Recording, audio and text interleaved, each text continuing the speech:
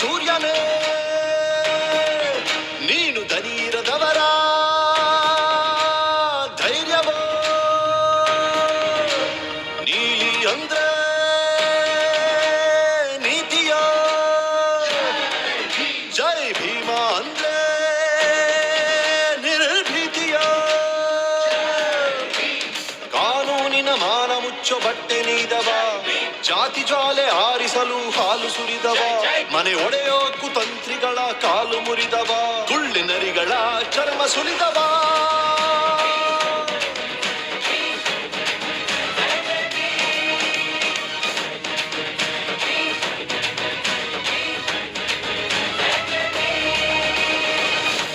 ನಮಸ್ಕಾರ. ಜೈ ಭೀಮ್. ರಾಕೇಶ್ ಕಾಂಬಳೆ ಕೇಳಿ ಮಾತಾಡೋದು. ಕರ್ನಾಟಕ ಜಲ ಸಂಘರ್ಷ ಸಮಿತಿ ಅಂಬೇಡ್ಕರ್ ಉಚ್ಚರವಾದ ರಾಜ್ಯ ಸಂಘಟನಾ ಸಂಚಾಲಕ. ಸಂಘಟನೆ ಹೋರಾಟ ಮಾಡ್ತಾ ಇದ್ದೀರಲ್ಲ, ಇದು ಎಷ್ಟು ವರ್ಷಗಳಿಂದ ತಾವು ಹೋರಾಟ ಮಾಡ್ತಾ ಇದ್ದೀರಾ? ನನ್ನ ಹೋರಾಟ ಸತತ ಇದು 15 ವರ್ಷಗಳ ಕಾಲ ಸರ್ ನಾನು ಸತತ ಹೋರಾಟ ಮಾಡ್ಕೊಂಡ್ಬಂದಿದ್ದೀನಿ ಸರ್. 2014ರಿಂದ ಸರ್ ನನ್ನ ಹೋರಾಟ.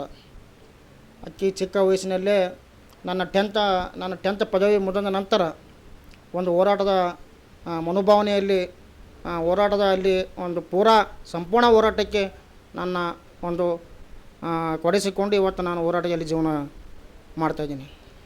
ಏನೇನು ಹೋರಾಟದಿಂದ ಜನಪರ ಕೆಲಸಗಳು ಮಾಡಿಕೊಟ್ಟಿದ್ರೆ ಏನು ಅನುಕೂಲ ಆಗಿದೆ ಸರ್? ಸತತ 15 ವರ್ಷಗಳಿಂದ SC ST OBC ಅಲ್ಪಸಂಖ್ಯಾತರು, ದಲಿತರು ಎಲ್ಲಿ ಅನ್ಯಾಯ ಆಗುತ್ತದೋ, ಕಡು ಬಡವರಿಗೆ, ನೊಂದವರಿಗೆ, ಶೋಷಿತ ಸಮುದಾಯಕ್ಕೆ ಎಲ್ಲಿ ಅನ್ಯಾಯ ಆಗುತ್ತದೋ ಅಲ್ಲಿ ನ್ಯಾಯ ಕೊಡಿಸೋಂಥ ಕೆಲಸ ಇವತ್ತು ನಾನು ಸತತ 15 ವರ್ಷಗಳ ಕಾಲ ಮಾಡ್ಕೊಂಬಂದಿದ್ದೀನಿ ಸರ್. ಈಗ ಕೇಸ್ ಅಂತ ಹೋದಾಗ ದಲಿತರ ಮೇಲೆ ದೌರ್ಜನ್ಯ ಇರ್ಬೋದು, ಮತ್ತೊಂದು ಈ ರೊಟೇಷನ್ಗಳು ಹೋದಾಗ SC ST ಜನಗಳು ಏನಾದರೂ ಗಲಾಟೆ ಮಾಡ್ಕೊಂಬಂದರೆ ಅವಕ್ಕೆಲ್ಲ ನಾವು ಸಂಬಂಧಪಟ್ಟ ಪೊಲೀಸ್ ಇಲಾಖೆ ಜೊತೆ ಮಾತಾಡ್ಕೊಂಡು ನಾವು ಅವರ ಕೆಲಸವನ್ನು ಕೂಡ ನಾವು ಸಾಲ್ವ್ ಮಾಡೋ ನಿಟ್ಟಿನಲ್ಲಿ ಕೆಲಸ ಮಾಡಿವಿ ಸರ್.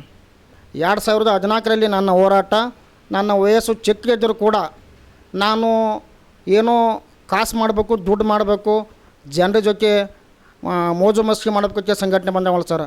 ಒಂದು ಶೋಷಕ ಸಮುದಾಯಕ್ಕೆ, ನೊಂದ ಜನಕ್ಕೆ ಒಂದು ನ್ಯಾಯ ಕೊಡಿಸೋ ನಿಟ್ಟಿನಲ್ಲಿ ಹೋರಾಟ ಮಾಡಬೇಕಂತ ಕೇಳಿ ನನ್ನ ಒಂದು ಹೋರಾಟದ ಮನೋಭಾವನೆ, ನನ್ನ ರಕ್ತದಲ್ಲಿ ಕೂಡ ಹೋರಾಟದ ಮನೋಭಾವನೆ ಹಿಡ್ಕೊಂಡ್ಬಂದೀನಿ ಸರ್. ನಾನು ಸಂಘಟನೆ ಬೆಳೆಸೋಕ್ಕೆ ನಿಮ್ಗೆ ಯಾರು ಮಾರ್ಗದರ್ಶಕರು ಸರ್? ನನಗೆ ಗಾಡ್ ಫಾದರಕ್ಕೆ ಯಾರೂ ಇಲ್ಲ.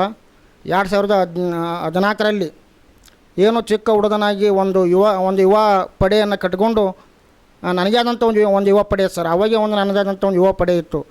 ಹಂಗಾಗಿ ಒಬ್ಬರು ಯಾರೋ ಸಂಘಟನೆ ಮನೋಭಾವನೆಯನ್ನು ತೋರಿಸು. ನಾನು ಫಸ್ಟ್ ಆಫ್ ಆಲಿಗೆ ವಿದ್ಯಾರ್ಥಿ ಜೀವನದಿಂದಲೇ ಇವತ್ತು ಸಂಘಟನೆ ಮಾಡೋದು. ಫಸ್ಟ್ ನಾನು ವಿದ್ಯಾರ್ಥಿ ಒಕ್ಕೂಟ ಸಂಚಾಲಕ. ಆಮೇಲೆ ಅವರು ಗುರು ಅಂತೇಳಿ ನನಗೇನಪ್ಪ, ನಾನು ಗಾಡ್ ಫಾದರಕ್ಕೆ ಆಗಲಿಲ್ಲ. ಅವರು ಸೆಂಟ್ರ್ ಬಿಟ್ಟು ಹೋದರು ಕೂಡ ನಾನು ಬೇರೆ ಸಂಘಟನೆಯಲ್ಲಿ ಮತ್ತು ತಾಲೂಕು ಸಂಚಾಲಕ ಆಗಿ ಅಲ್ಲಿ ತಾಲೂಕಿನಲ್ಲಿ ನಮ್ಮ ಸಿಂಗಿ ತಾಲೂಕಿನ ಎಲ್ಲ ಹಳ್ಳಿಗಳಲ್ಲಿ ಹೋರಾಟ ಮಾಡಿ ಒಂದು ದೊಡ್ಡ ಯುವ ಪಡೆಯನ್ನು ಕಟ್ಕೊಂಡು ಮತ್ತೆ ಹೋರಾಟ ಮಾಡಿ ಜಿಲ್ಲಾ ಸಂಚಾಲಕನಿಂದ ಇವತ್ತು ಈಗ ರಾಜ್ಯ ಸಂಘಟನಾ ಸಂಚಾಲಕರಾಗಿ ನಾನು ಕೆಲಸ ಮಾಡ್ತಾಯಿದ್ದೀನಿ ಸರ್. ಹೋರಾಟ ಏನಿಗೆ ಅನ್ನೋದು ಕೆಲವು ಜನಕ್ಕೆ ಅದು ಅನುಭವ ಇದ್ದವರಿಗೆ, ಹೋರಾಟದ ಅನುಭವ ಇದ್ದವರಿಗೆ ಮಾತ್ರ ನಾವು ಮಾಡೋಂಥ ಕೆಲಸ ಅವರಿಗೆಲ್ಲ ಗೊತ್ತಾಗ್ತದೆ ಸರ್. ನಾವು ಹಲವಾರು ಜನಗಳಿಗೆ ಇವತ್ತು ನಮ್ಮ ಹೋರಾಟ ಇವತ್ತು ಸೋಷಿಯಲ್ ಮೀಡಿಯಾದಲ್ಲಿ ನೋಡಿ ಸರ. ಅದ್ರ ಕೂಡ ಕೆಲವೊಂದು ನಾನು ಪೇಪರ್ ಸೆಟ್ಮೆಂಟ್ ಕೂಡ ನನ್ನ ಮನೆಯಲ್ಲಿದ್ದಾವೆ. ನಾನು ಪೇಪರ್ ಕಟ್ ಕೂಡ ನಿಮಗೆ ದಾಖಲೆಯಾಗಿ ಕೊಡ್ತೀನಿ ಸರ್. ನಾನು ಹೋರಾಟ ಮಾಡೋದು ಏನಿಲ್ಲ ಸರ. ಈಗ ನೊಂದವರಿಗೆ ನಾನು ನನ್ನ ಜೀವ ಇರೋವ್ರದ್ದು ಕೂಡ ನನ್ನ ಹೋರಾಟದ ಜೀವನದಲ್ಲೇ ಹೋಗ್ತೀವಿ ಸರ. ಹಂಗಾಗಿ ಈಗ ಹಲವಾರು ಜನ ಸರ, ನೀವು ಆಗಲೇ ಅಂದ್ರಿ ಶೋಷಿತ ಸಮುದಾಯಕ್ಕೆ ನಮ್ಮ ಹೋರಾಟ ಸಾಧನೆ ಏನಂತೇಳಿ.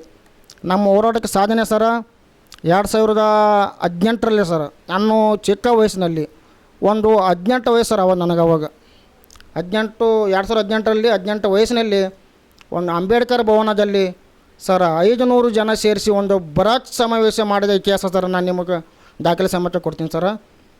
ಹಲವಾರು ಹೋರಾಟ ಮಾಡೀನಿ ಸರ್. ಮೊನ್ನೆ ಸಿಂಗಿಗೆಯಲ್ಲಿ ಒಂದು ನಿರಾಸಕ್ತರಿಗೆ 842 ಜಾಗವನ್ನು ಡೆಮಾಲಿಷನ್ ಮಾಡಿದರು. ಸತತ 12 ಜನವನ್ನು ತುಂಬಿಕೊಂಡು ಇವತ್ತು ಅದು ನ್ಯಾಯ ಗುರುತಿಸ್ಕೊಡ್ತೀವಿ ಸರ್. ಅದು ಕೂಡ ನಿಮ್ಗೆ ದಾಖಲೆ ಕೊಡ್ತೀವಿ. ಹಲವಾರು ದಲಿತ ವಿದ್ಯಾರ್ಥಿಗಳಿಗೆ SC ST ವಿದ್ಯಾರ್ಥಿಗಳಿಗೆ ಎಲ್ಲ ಯಾವುದೇ ಜಾತಿ ಭೇದ ಯಾವುದೂ ಇಲ್ಲ ಸರ್. ಒಟ್ಟು ಬಡ ಕುಟುಂಬಕ್ಕೆ ನಾನು ಹಲವಾರು ಹಾಸ್ಟೆಲ್ ಸೀಟ್ಗಳನ್ನು ಕೊಡಿಸಿನಿ ಸರ್. ಬೆಂಗಳೂರಲ್ಲಿ ಸರ್ ನಾನು ಸಿಂಗಿಯಲ್ಲಿ ಅಷ್ಟೇ ಸರ್, ಇಡೀ ರಾಜ್ಯದಲ್ಲಿ ಎಲ್ಲಿ ಯಾವ ಮೂಲೆಯಲ್ಲಾದರೂ ನಮ್ಮನ್ನು ನಂಬ್ಕೊಂಡು ಫೋನ್ ಮಾಡ್ತಾರೆ ಸರ್, ಸರ್ ನಮ್ಮ ಹಾಸ್ಟೆಲ್ ಸೀಟ್ ಬೇಕು ಅಂತ ಹೇಳಿದ್ರೆ ಬೆಂಗಳೂರಲ್ಲಿ ಕೂಡ BCM ಆಗಿರ್ಬೋದು, ಸಮಾಜ ಕಲ್ಯಾಣ ಆಗಿರ್ಬೋದು, ಎಲ್ಲ ಕಡೆಯೂ ಕೂಡ ವಿದ್ಯಾರ್ಥಿಗಳಿಗೆ ಒಂದು ಫ್ರೀಯಾಗಿ ಹಾಸ್ಟೆಲ್ ಸೀಟ್ ಕೊಡಿಸೋ ದಾಖಲೆ ಸರ್ ನಮ್ಮಲ್ಲಿ ಅದು ಸರ್. ಹಲವಾರು ನಮ್ಮ ಸಂಘಟನೆಯಲ್ಲಿ ಇರ್ತಂಥ ಎಲ್ಲ ನಮ್ಮ ಸಮುದಾಯಕ್ಕೆ 2 ವೀಲರ್ ಬೈಕ್ ಆಗಿರ್ಬೋದು, ಉದ್ಯೋಗ ಸಾಲ ಆಗಿರ್ಬೋದು, ಇನ್ನಿರುವ ಕೆಲಸ ಕೂಡ ಮಾಡಿದ್ದೀವಿ ಸರ್. ಇನ್ನಾರು ಕೂಡ ಅದರಲ್ಲೇ ಹೊಂಟಿದ್ದೇವೆ. ಇನ್ನು ಹೆಚ್ಚಿನ ಒಂದು ಕೆಲಸವನ್ನು ಮಾಡಲಿಕ್ಕೆ ಡಾಕ್ಟರ್ ಬಾಬಾ ಸಾಹೇಬ್ ಅಂಬೇಡ್ಕರ್ ಅವರ ಒಂದು ತತ್ವ ಸಿದ್ಧಾಂತದ ಮೇಲೆ ಸಂವಿಧಾನ ಉಳಿಯುವುದಾಗಿ ಕೆಲಸ ಮಾಡ್ತೀವಿ ಸರ್. ಸಂವಿಧಾನ ಪರವಾಗಿ ನಾವು ಇದ್ದೀವಿ. ಸಂವಿಧಾನ ಏನು ಹೇಳುತ್ತದೆ ಅದರ ನಿಟ್ಟಿನಲ್ಲಿ ಇವತ್ತು ನಾವು ಕೆಲಸ ಮಾಡಿಕೊಂಡು ನಮ್ಮ ಮುಂದೆ ಬರೋ ಜನಮಾನಗಳಲ್ಲಿ ಹೋರಾಟವೇ ನನ್ನ ಜೀವನ ಅಂತೇಳಿ ನೊಂದವರ ಧ್ವನಿಯಾಗಿ ಕೆಲಸ ಮಾಡ್ತೀನಿ ಸರ್. ನಾವು ನಮ್ಮ ಹೋರಾಟದ ಮೂಲಕ ನಾವು ಸಂಬಂಧಪಟ್ಟ ಸಚಿವರಿಗೆ, ಸಂಬಂಧಪಟ್ಟ ಇಲಾಖೆಗೆ ಭೇಟಿ ನೀಡಿ ನಮ್ಮ ಕಾರ್ಯಕರ್ತರು, ನಮ್ಮ ಸಮುದಾಯದವರು ಬಡ ಕುಟುಂಬದಲ್ಲಿ ಒಂದು ಉದ್ಯೋಗ ಇಲ್ಲದೆ ಜೀವನ ಮಾಡ್ತಿದ್ದಾರೆ, ಅವರಿಗೆ ಒಂದು ಉದ್ಯೋಗ ಕೊಡಿಸಿ ಅಂತೇಳಿ ನಮ್ಮ ಹಕ್ಕನ್ನು ನಾವು ಕೇಳ್ತೀವಿ ಸರ್. ಮತ್ತೊಬ್ಬರು ಇರಲಿಲ್ಲ. ಬಾಬಾ ಸಾಹೇಬ್ ಅಂಬೇಡ್ಕರ್ ಅವರು ನಮಗೋಸ್ಕರ ಶೋಷಿತ ಸಮುದಾಯಕ್ಕೋಸ್ಕರ ಇವತ್ತು ಮೀಸಲಾತಿ ಕೊಟ್ಟವರು ಸರ್. ನಮ್ಮ ಹಕ್ಕು ನಾವು ಅವ್ರಿಗೆ ಕೇಳಿ ಪಡಿತೀವಿ ಸರ್. ಸಮಾಜ ಕಲ್ಯಾಣ ಸಚಿವರ ಬಗ್ಗೆ ನಿಮ್ಮ ಕಾರ್ಯವೈಖರಿ ಸರ್, ಈಗಿರ್ತದಂಥ ಸಮಾಜ ಕಲ್ಯಾಣ ಸಚಿವರು SC ಮಾದೇವಪ್ಪರು ಅವರು ಕೂಡ ಒಂದು ಸಂವಿಧಾನದ ಪರವಾಗಿ ಇವತ್ತು ಕೆಲಸ ಮಾಡ್ತಾರೆ ಸರ್. ಅವ್ರ ಬಗ್ಗೆ ನಮಗೇನು ಎರಡನೇ ಇಲ್ಲ ಸರ್. ಅವರು ಶೋಷಿತ ಸಮುದಾಯಕ್ಕೆ ಹಲವಾರು ಕೆಲಸ ಮಾಡೋದು ನಮ್ಮಲ್ಲಿ ದಾಖಲೆ ಯಾವ ಸರ್. ಅವ್ರ ಬಗ್ಗೆ ಕೆಲವೊಂದು ನಮ್ಮ SC ಸಮುದಾಯದ ಲೀಡರ್ಗಳೇ ಅವ್ರ ಬಗ್ಗೆ ಒಂದು ಅಪಪ್ರಚಾರವನ್ನು ಮಾಡ್ತಾಯಿದ್ದಾರೆ. ಅವರ ಅಪಪ್ರಚಾರ ಮಾಡೋದ್ರಿಂದ ಇವತ್ತು ನಾನು ನಿಮಗೆ ಈ ಒಂದು ಮಾಧ್ಯಮದ ಮೂಲಕ ಹೇಳೋಕ್ಕೆ ಇಷ್ಟಪಡ್ತೀನಿ ಸರ್. ಅವರು ಒಂದು ಸಂಘಟನೆ ಹೋರಾಟದ ಮುಖಾಂತರ ಇವತ್ತು ಬಂದವರು ಸರ್. ದಲಿತ ಸಂಘರ್ಷ ಸಮಿತಿ ಕಟ್ಕೊಂಡು ಇವತ್ತು MLA ಆಗಿ ಇವತ್ತು ಮಿನಿಸ್ಟರ್ ಆಗ್ಯಾರ ಸರ್. ಇವತ್ತು ಅವರು ಕೂಡ ಒಂದು ಬಡ ಕುಟುಂಬದಲ್ಲಿ ಇವತ್ತು ಮಿನಿಸ್ಟರ್ ಆಗ್ಯಾರ ಸರ್. ಅವ್ರಿಗೆ ಎಲ್ಲಿ ಇನ್ನೂ ಆದರೂ ಕೂಡ ಕಪ್ಪು ಚುಕ್ಕೆ ಇಲ್ಲ. ನಮ್ಮೂರೇ ನಾವು ಅವರಿಗೆ ಒಂದು ಬೇರೆ ಬೇರೆ ರೀತಿಯಲ್ಲಿ ಇವತ್ತು ಹೋರಾಟಗಳು ನಡೆದಿವೆ ಸರ್. ಆದರೆ ಸಮಾಜ ಕಲ್ಯಾಣ ಸಚಿವರು ಇವತ್ತು ಅವರು ಅಂಬೇಡ್ಕರ್ ವಾಗಿನ ಕೇಳೋಕ್ಕೆ ಇಷ್ಟಪಡ್ತೀನಿ ಸರ್. ಯಾಕಪ್ಪ ಅಂತಂದರೆ ಹಿಂದಿರುವ ಸರ್ಕಾರ ಅಂಬೇಡ್ಕರ್ ಅವರ ವಿಚಾರವನ್ನು, ಸಂವಿಧಾನವನ್ನು ಕೆಲವೊಂದು ಜನಕ್ಕೆ ಸಂವಿಧಾನವನ್ನು ಗೊತ್ತಿತ್ತು, ಆದರೆ ಅದನ್ನು ಮುಚ್ಚಿಟ್ಟಿದ್ರು. ಇವಾಗಿನ ಕಾಂಗ್ರೆಸ್ ಸರ್ಕಾರ, ಈಗಿನ ಸಿದ್ದರಾಮಯ್ಯರವ್ರ ಸರ್ಕಾರ, ಡಾಕ್ಟರ್ SC ಮಾದೇವಪ್ಪ ಅವರ ಸರ್ಕಾರ ಇವತ್ತು ಸಂವಿಧಾನ ಮನೆಗೆ ಸಂವಿಧಾನ ಪೀಠಕ್ಕೆ ಓದುವ ಒಂದು ಮೂಲಕ ಇವತ್ತು ಒಂದು ಸಂದೇಶ ಕೊಟ್ಟರು ಸರ್. ಹೌದು ಸರ್, ಸಂವಿಧಾನವನ್ನು ಬದಲಾವಣೆ ಮಾಡ್ತೀನಿ ಅಂತ ಕೇಳಿ ಸಾವಿರಾರು ಜನ ಹೇಳಿದ್ರು ಕೂಡ ಸಂವಿಧಾನ ಬದಲಾವಣೆ ಮಾಡೋಕ್ಕೆ ಯಾರಪ್ಪಂದು ಸಾಧ್ಯ ಅಲ್ಲ. ಈ ಸಂವಿಧಾನವನ್ನು ನಮ್ಮ ಭಾರತ ದೇಶದ ಇತಿಹಾಸದಲ್ಲೇ ಇದು ನಮ್ಮ ದೇಶ ಅಲ್ಲ ಸರ್, ಇದು ವಿಶ್ವನೇ ಒಂದು ಒಪ್ಪುವಂಥ ಸಂವಿಧಾನ. ಇದು ಯಾರಿಂದ ಬದಲಾವಣೆ ಮಾಡೋಕ್ಕಾಗಲ್ಲ. ಕೆಲವೊಂದು ಜನ ಮಾತಾಡ್ತಾನೆ ಇರ್ತಾರೆ.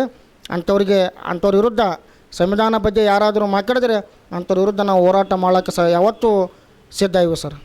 ನಾನು ರಾಕೇಶ್ ಕಾಂಬಳೇಕರ್ ಸರ, ಈ ಕರ್ನಾಟಕ ದಲಿತ ಸಂಘರ್ಷ ಸಮಿತಿ ಅಂಬೇಡ್ಕರ್ ವಿಚಾರವಾದ ಸಂಘಟನೆಯ ರಾಜ್ಯ ಸಂಘಟನಾ ಸಂಚಾಲಕರಾಗಿ ಕೆಲಸ ಮಾಡ್ತಾಯಿದ್ದೀನಿ. ನಮ್ಮ ದೂರವಾಣಿ ಸಂಖ್ಯೆ ಸರ್ 9731835413.